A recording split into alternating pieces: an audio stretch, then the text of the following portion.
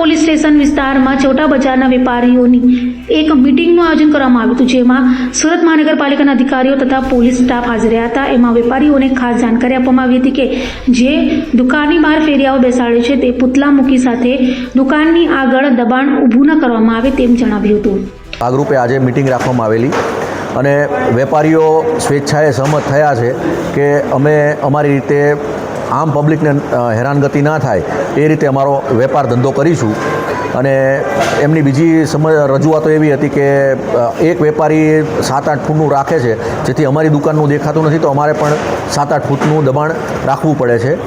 એટલે આજે અમે 3 વાગ્યાથી કોર્પોરેશન અધિકારીઓ સાથે સ્થળ વિઝિટ કરીશું અને આમાં જે વચલો રસ્તો થાય કે આમ પબ્લિકને પણ હેરાનગતિ ના થાય અને વેપારીઓને પણ એમનો ધંધો રોજગાર મળી રહે એવા વ્યવહારુ અભિગમ દાખવી અને અમે વચલો રસ્તો કાઢવા માટેનો પ્રયત્ન કરીશું।